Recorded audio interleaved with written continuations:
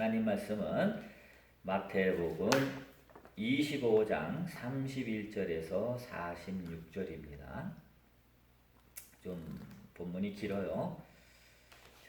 제가 읽겠습니다. 인자가 자기 영광으로 모든 천사와 함께 올 때에 자기 영광의 보좌에 앉으리니 모든 민족을 그 앞에 모으고 각각 구분하기를 목자가 양과 염소를 구분한 것 같이 하여 양은 그 오른편에 염소는 왼편에 두리라. 그때 임금이 그 오른편에 있는 자들에게 이르시되 내 아버지께 복 받을 자들이여 나와 창세로부터 너희를 위하여 예비된 나라를 상속받으라. 내가 줄일 때에 너희가 먹을 것을 주었고 목마를 때에 마시게 하였고 나그네 되었을 때에 영접하였고 헐벗을 때에 옷을 입혔고 병들었을 때에 돌보았고 옥에 갇혔을 때에 와서 보았느니라. 이에 의인들이 대답하여 이르되 주여 우리가 어느 때에 주께서 줄이신 것을 보고 음식을 대접하였으며 목마르신 것을 보고 마시게 하였나이까. 어느 때에 나그네 되신 것을 보고 영접하였으며 헐벗은 것을 보고 옷 입혔나이까.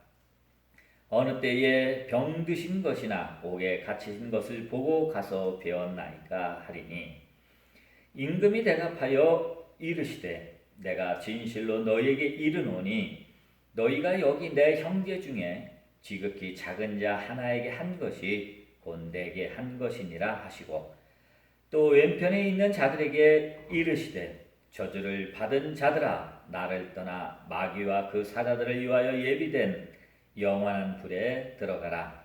내가 줄일 때에 너희가 먹을 것을 주지 아니하였고 목마를 때에 마시게 하지 아니하였고 나그네 되었을 때에 영접하지 아니하였고 헐벗을 때에 옷 입히지 아니하였고 병들었을 때와 옥에 갇혔을 때에 돌보지 아니하였느니라 하시니 그들도 대답하여 이르되 주여 우리가 어느 때에 주께서 줄이신 것이나 목마르신 것이나 나그네 되신 것이나 헐벗은 것이나 병드신 것이나 옥에 갇히신 것을 보고 공양하지 아니하더이까. 이에 임금이 대답하여 이르시되 내가 진실로 너에게 이르노니 이 지극히 작은 자 하나에게 하지 아니한 것이 곧 내게 하지 아니한 것이니라 하시니 그들은 영벌에 의인들은 영생에 들어가리라 하시니라. 아멘. 오늘 본문 말씀 좀 길어요. 설교 시작하기 전에 광고를 잠깐 말씀드리자면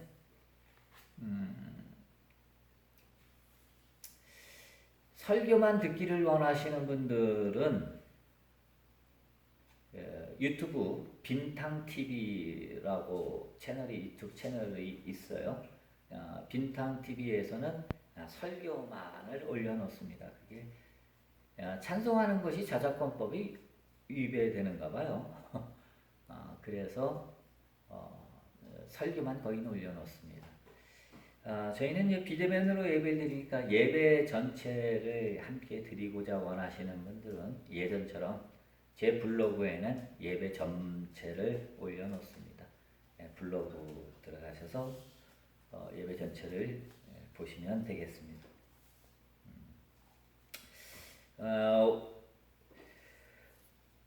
오늘은 설교 제목이 그래서 뭐입니다. 그래서 뭐 제가 잘 쓰는 말입니다. 무슨 일이 있을 때 제가 항상 하는 얘기가 그래서 뭐 어쩌라고 이런 표현 이런 말을 제가 잘 합니다. 오늘 설교 제목은 그래서 뭐입니다. 우리가 이제 구약의 이 정통 사상이라고 한다면 거의 신명기 사관이다 이제 그렇게 부릅니다. 이 신명기 사관은 구약 전체를 꿰뚫는 관통하는 그런 사상입니다. 그것뿐만 아니라 신약에도 이 신명기 사관이 그대로 나타납니다. 아주 지대한 영향을 끼칩니다. 이 신명기 사관의 핵심은 인과응보예요. 인과응보라고요. 구약의 핵심은 여러분 인과응보예요. 하나님 그러면 보응하시는 하나님, 되갚아주시는 하나님이라는 뜻이죠. 그래서 이 신명기 사관을 가장 잘 나타내는 그 신명기서의 핵심이 그거죠. 순종하는 자는 복, 불순종하는 자는 저주. 복과 저주가 너 앞에 있다. 너 어떡할래? 선택해라. 이게 신명기서의 핵심입니다. 그래서 하나님 그러면 순종하는 자에게 복을 내리시는 분이고 불순종하는 자에게 하나님 말씀에 불순종하는 자, 유대인들은 물론 율법이 되겠죠. 하나님 말씀에 불순종하는 자에게 저주를 내리는 그런 하나님이 됩니다. 이 신명기 사관이 이제 포로기 이후에 묵시문학 사상과 이제 연결이 되면서 이제 하나님에 대해서 좀 더 극명하게 나타나요. 그래서 하나님, 그럼 어떤 하나님이에요? 심판하시는 하나님. 그래서 이 세상에 살면서 못된 짓 하고 하나님 말씀대로 살지 아니하면 영원히 꺼지지 않는 지옥불에 들어가는 거고, 이 세상 살면서 하나님 말씀 지키려고 애쓰고 착한 일을 하려고 그러고 하나님 말씀에 순종하며 착하게 살아간 사람들은 영원한 천국에 들어간다. 이게 묵시문학 사상의 기본적인 그 묵시문학 종말론의 핵심이죠. 자, 오늘 본문 말씀은요, 우리가 흔히 소묵시라는 말로 부릅니다. 소묵시라고 하는 것은 작은 묵시라는 얘기예요. 그러니까 즉 요한계시록의 축소판이다. 뭐 이런 식의 얘기입니다. 우리가 이제 좀 전에 구약에 얘기했지만 이런 신명기 사관과 또 이 신명기 사관과 연결된 이 심판 사상, 이 묵시 사상은요, 바울 서신 전체에 그대로 나타납니다. 그리고 일반 서신도 그대로 이와 같은 사상들이 그대로 나타납니다. 복음서도 이와 같은 사상이 나타나요. 오늘 본문 말씀이 그와 같은 사상의 핵심입니다. 저는 오늘 이 말씀을 본문을 해석하려고 이 말씀을 꺼내드린 게 아니고요. 과연 예수님이 이렇게 가르쳤겠느냐라고 하는 거예요. 심판사상이라고 하는 것은요, 여러분 잘 아셔야 되는데, 심판사상은 심판하는 자와 심판받는 자 이 둘이 존재해요. 그 사이에 판단, 크리노라고 하는 비판과 심판, 판단, 이게 들어가는 거예요. 심판하는 자와 심판받는 자가 있죠. 이 이원론이죠. 예? 근데 예수님은 하나를 가르치셨잖아요. 너희와 내가 하나다. 너희와 내가 하나인데 거기에 어떻게 심판하는 자와 심판받는 자가 있을 수 있겠어요? 그런 건 없죠. 그래서 우리가 이 복음서가 예수님의 행적과 예수님이 하신 말씀이 기록된 것이라고 우리가 믿는데, 이 복음서는 예수님이 십자가에 달려 죽으신 지 한 60여 년이 지난 다음에 기록된 거란 말이에요. 마태복음 같은 거 한 65년 정도 지난 후에 기록된 말씀이에요. 그러니까 이 마태복음의 저자는 예수님이 무슨 말씀하셨는지도 모르는 사람이에요. 다만 그 당시에 사람들에게 회자되던 것을 인터뷰를 하고, 그 다음에 이제 마가복음, 또 예수어록, 또 도마복음, 뭐 이런 초기 작품들, 이런 자료들을 모아서 자기 나름대로의 기준을 가지고 이제 편집한 것입니다. 그러다 보니 예수님의 말씀을 있는 그대로 옮긴 것이 아니라 자기가 갖고 있는 어떤 유대적인 사고, 신명기적인 사고, 그 당시에 널리 유행하던 묵시문학적인 그런 사상을, 그런 가지고 예수님의 복음을 재평가해서 다시 편집해서 기록한 것이기 때문에 이렇게 볼 때에 이 복음서의 이게 문제죠. 그러므로 우리가 복음서를 볼 때에 이렇게 이원적인 사상을 가지고 있는 본문은 우리가 가려볼 필요가 있다라고 하는 겁니다. 저는 오늘 이 말씀이 예수님께서 이런 식으로 말씀하셨다라는 것을 절대로 믿지 않습니다.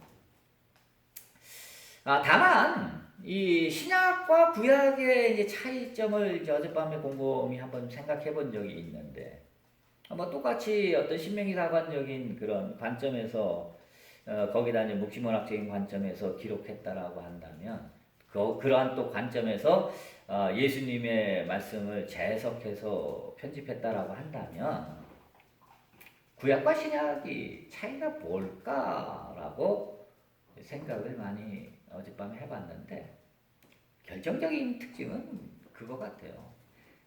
특히 이제 바울에게서 그게 나타나는데, 하나님의 은혜를 특히 강조를 해요. 구약에서도 물론 하나님의 은혜에 대한 말씀이 나오지만, 구약에서는 어떤 율법적 행위를 강조하기 때문에 구약에서의 대부분의 이야기는 자업자득에 대한 얘기단 말이에요.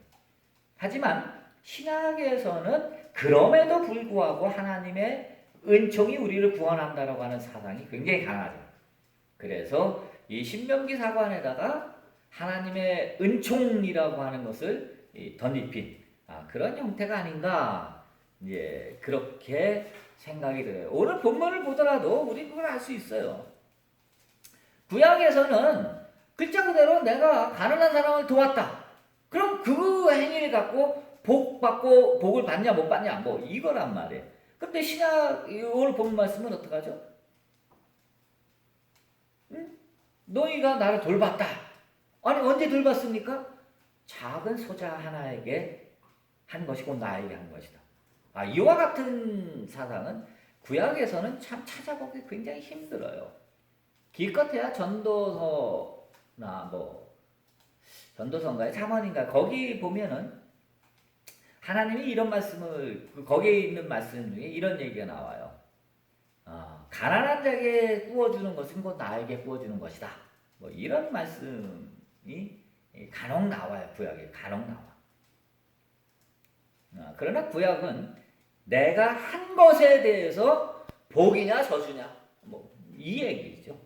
그러나 신약에서는 그럼에도 불구하고 하나님의 은총이 우리에게 임해서 우리를 구원으로 이끈다라고 하는 그런 사상이 있죠. 자, 그래서 제가 전부터 여러 번에 걸쳐서 말씀을 많이 드렸어요. 그래서 여러분, 심판하시는 하나님은 없습니다. 이런 얘기 제가 여러 번에 걸쳐서 얘기를 했습니다. 심판하시는 하나님, 그런 하나님은 없습니다. 복음서에 이런 심판하시는 하나님, 오늘 본문과 같이 이런 유의 이야기 나오고, 아무것도 다른 데는 말할 것도 없죠. 바울도 심판에 대한 얘기가 얼마나 많이 나옵니까? 요한계시록은 말할 것도 없고요. 야고보서도 그렇고요. 이제 이와 같은 것을 보면서 특히 이제 우리가 이제 복음서의 관점을 두고 본다면 복음서에도 왜 이런 얘기가 나왔겠느냐라고 할 때 아까도 얘기했지만 당시에 그 유대인들이 갖고 있던 사고의 틀, 즉 신명기 사관과 묵시문학 사상, 이런 사고의 틀에서 예수님이 하신 말씀과 그의 행적을 재해석하는 과정에서 나온 오류다라고 분명하게 말씀드릴 수 있어요. 심판하시는 하나님, 그런 하나님은 없다. 여러분들이 그렇게 분명히 알아두시면 되겠습니다. 왜 이런 식으로 얘기하냐? 4번을 봅시다. 예수의 복음은 철저하게 비이원성이에요. 즉 하나의 관점에서 늘 말씀하시는 거예요. 예수님이 하신 복음서에서 예수님이 하신 말씀들을 여러분들이 이렇게 복음서를 읽어볼 때 예수님의 말씀을 볼 때 하나라고 하는 관점에서 그 말씀을 봐야만 합니다.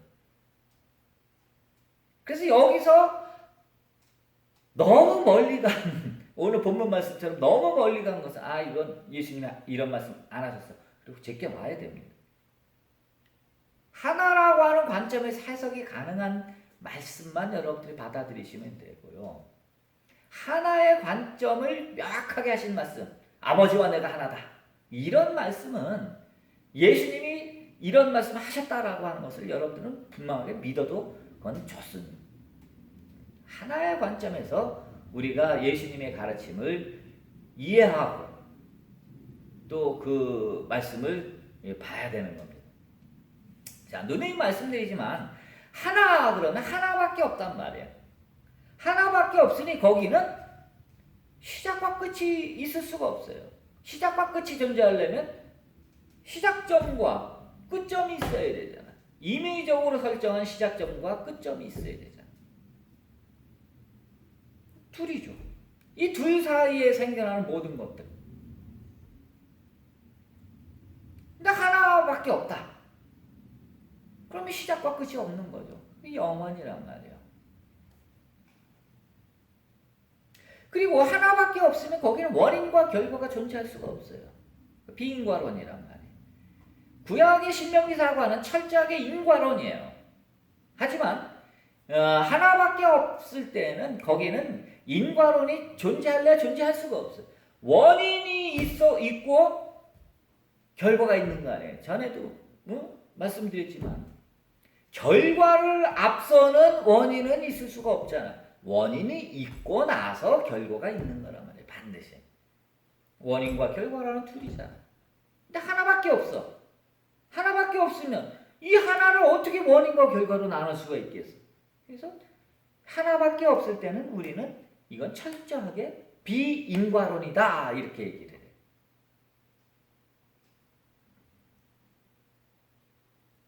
하나밖에 없기 때문에 거기에는 심판하는 자와 심판받는 자가 존재할 수 없어요. 또 심판하는 자는 뭘 갖고 심판하겠어요? 과거의 어느 시점에서 그 사람이 한 행위에 대해서 심판할 거 아니에요. 하나 안에 시간이 존재하지 않는데 어떻게 과거가 존재하고 어떻게 과거의 일을 가지고 심판을 하겠어요? 그래서 그러므로 심판하시는 하나님 그거는 인간의 머릿속에 인간의 무의식 속에 있는 죄의식이 꺼집어낸 에고의 하나님이라는 거예요. 심판하시는 하나님은 없어요. 그래서 비이원성에서는 심판하시는 하나님 이런 거 없다는 거예요. 그리고 우리가 사랑을 이야기할 때도 마찬가지예요. 인간론에서는 모든 사랑은 원인에 의한 사랑이기 때문에 반드시 인과론의 이 세상에서는 조건적인 사랑밖에 있을 수가 없어요.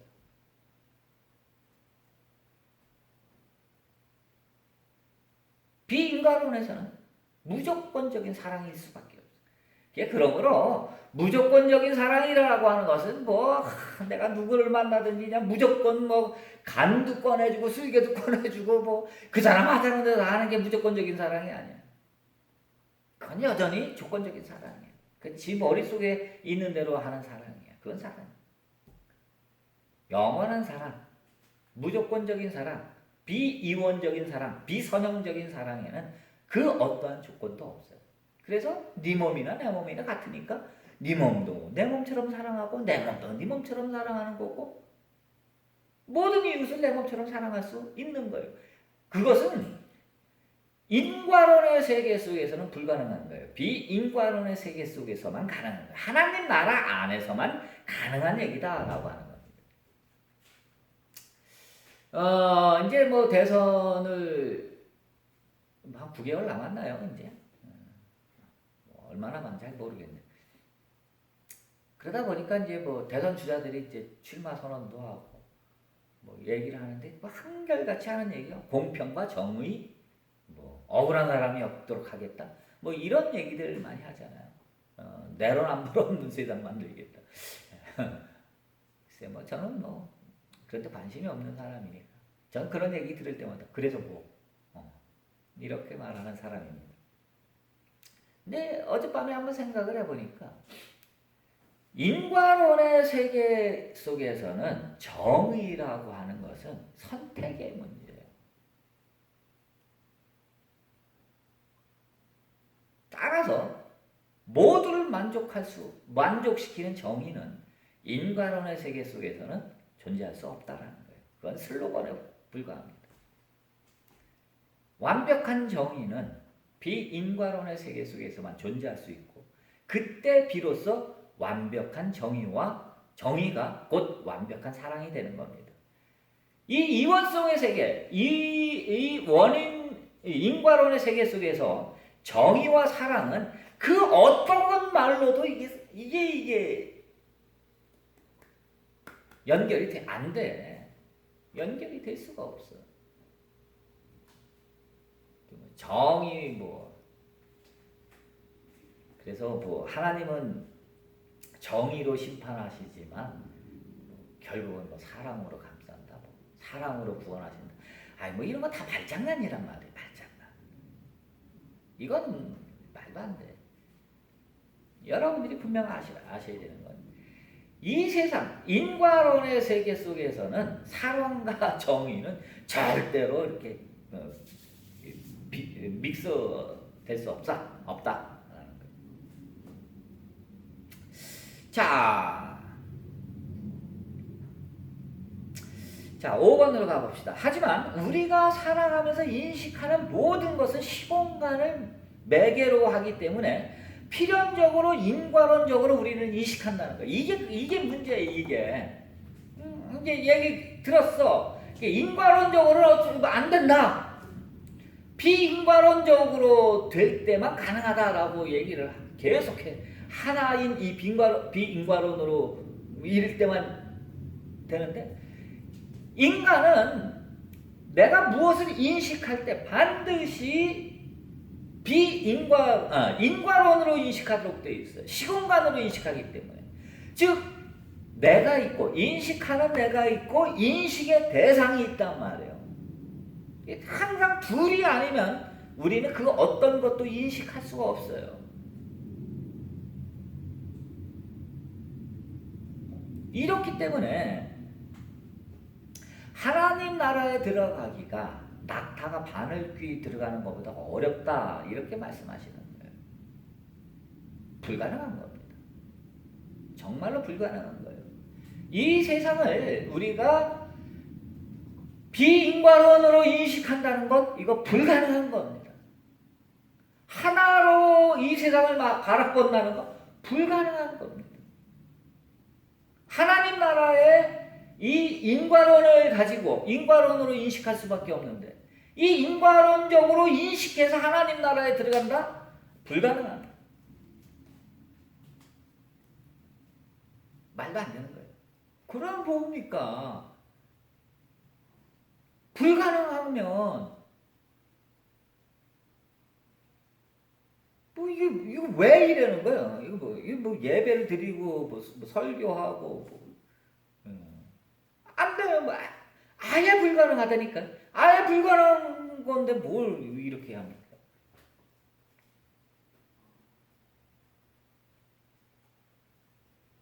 그런데 낙타가 바늘귀에 못 들어간다라고 말씀하시는 게 아니라 그것보다 어렵다라고 말씀하시는 거 보면 가능은 하긴 한 거예요.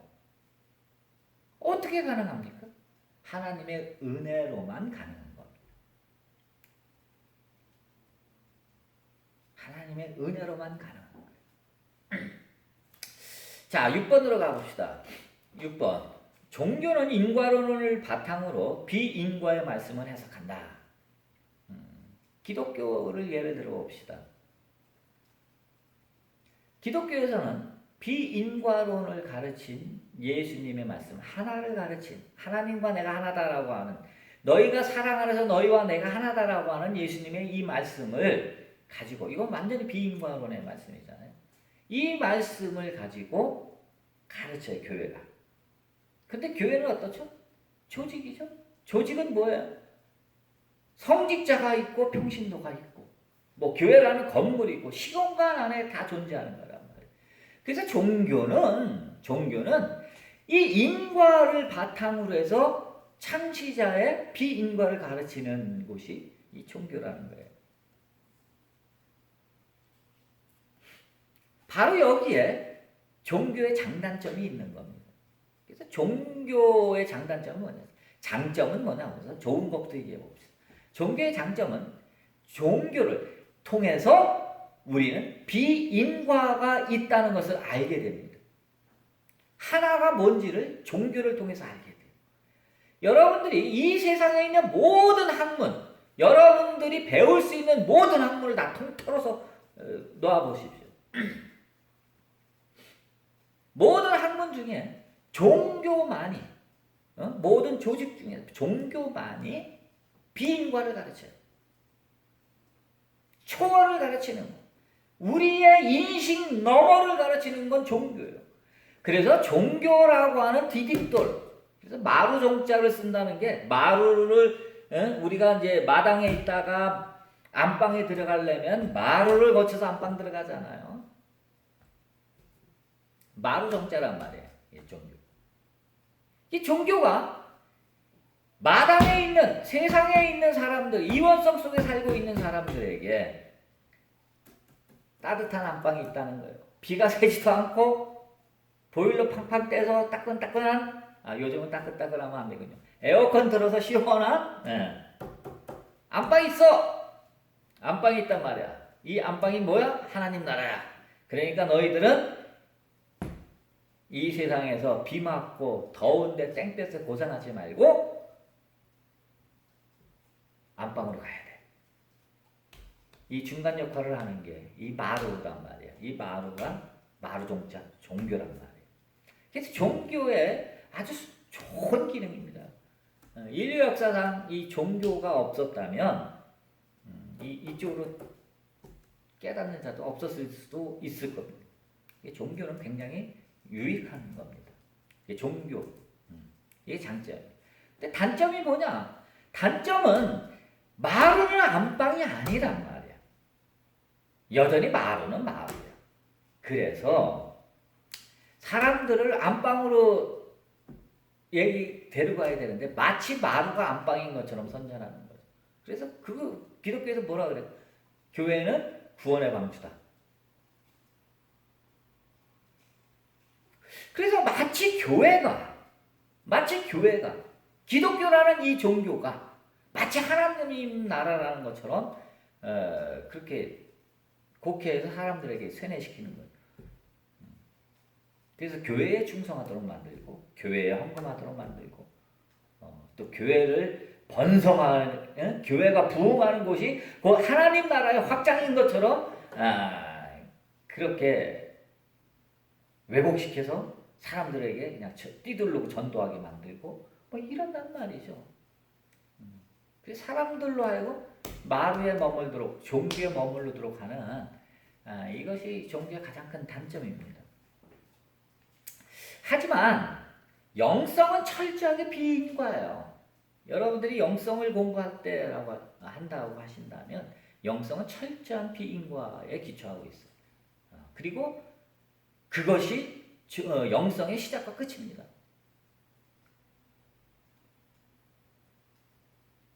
그래서 철저하게 하나를 이야기하고 철저하게 하나님과 내가 하나가 되는 합의를 구현하고 그걸 구현하고자 하는 것이 이 영성의 핵심이요 목표입니다. 이런 점에서 기독교에서 흔히 오류를 범하는 것 중에 하나가 은사와 영성을 동일시하는 그런 오류를 범합니다. 내가 분명하게 뭐 한 20여 년 전부터 제가 항상 떠들고 다녔는데 이 산속에 처박혀 사는 사람이라서 내 말을 사람들이 잘 압니다.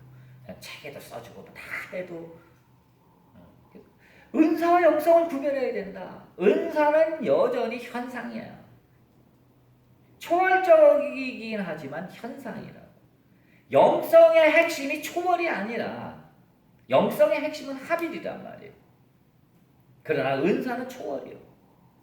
이 초월과 영성을 혼동하고 동일시하는 그런 우를 범하면 안 된다라고 하는 겁니다. 자, 그다음 이제 마지막 7번으로 가봅시다. 인과의 세계 속에서 인과로 모든 것을 인식하는 우리가 그럼 어떻게 해야 인과를 넘어 비인과의 하나인 세계인 하나님 나라에 들어갈 수 있을까? 이게 우리의 핵심이에요. 제 설계의 모든 핵심은 여기 있는 거예요. 여러분들이 자꾸 어렵지만 저는 끊임없이 비인과 즉 비선형 비이원성을 계속해서 설명을 해주고 하나를 계속 얘기를 하는 거예요. 하나님 나라에 들어가려면 이 길밖에 없기 때문에 이걸 계속 얘기하는 거예요. 그럼에도 불구하고 우리는 모든 것을 인과로밖에 인식을 못해요. 그러면 어떻게 해야 되느냐라는 거예요. 아까도 얘기했지만 하나님의 은총이 임할 때만 가능한 거예요. 그런데 우리가 비록 인과의 세계에 살고 있다 할지라도 우리는 비인과적인 태도로 살아가야 한다라고 하는 거예요. 그렇게 되지 못했으면 그런 것처럼 살아가는 거라는 거예요. 이건 뭐 제 얘기가 아닙니다. 이건 도마복음에도 나오는 얘기고 많은 영성가들이 하는 얘기입니다. 그래서 대표도 얘기하면 지나가는 사람이 되라, 헐렁한 옷 입은 것처럼 살아라, 이런 식의 얘기들이 그런 얘기죠. 그래서 무슨 일이든지 일어났을 때에 우리가 어떻게 반응해야 되느냐라고 하는 거죠. 무슨 일이 일어났을 때 우리는 아주 간단합니다. 그래서 뭐라고 묻는 겁니다. 제가 늘 하는 얘기가 그거예요. 그래서 어떻게 됐대, 대통령이 나오는데, 무슨 일이 벌어졌대,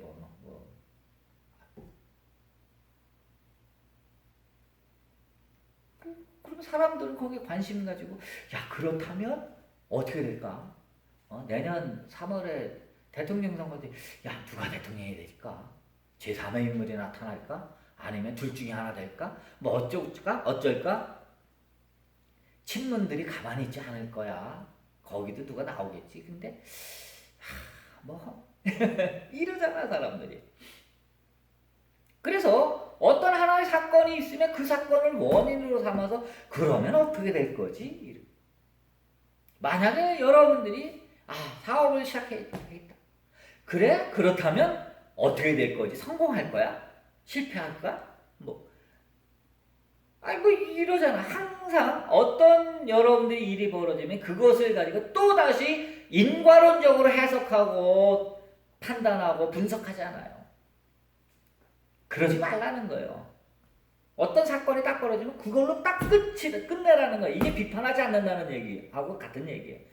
딱 거기서 끝내. 새로운 인과를 만들지 말라는 거예요. 가장 좋은 방법 중에 제가 찾은 방법은 그래서 뭐라고 묻는 거예요. 그래. 그러니 그래? 그래서 내년 3월에 누가 대통령이 됐어. 그래? 그래서 아니 이제까지 우리 민족이 반만년의 역사를 갖고 왔는데 나라님 바뀐다고 태평성대 온 적이 몇 번이나 있어. 몇 번. 열 손가락 안에 꼽아봐라 그러면 5,000년 동안 나라님 바뀌어서 태평성대 온 적 손꼽아봐 그러면 이 열 손가락이 몇 개가 남을까? 손가락이 모자랄 일은 절대로 없고 왕조가 바뀌고 뭐가 있었어? 언제 나라님 바뀐다고 태평성대 온 적 있어? 기대하지 않는 거예요. 내가 어떤 일을 했어. 기대하지 않는 거예요. 그래서 이런 거예요.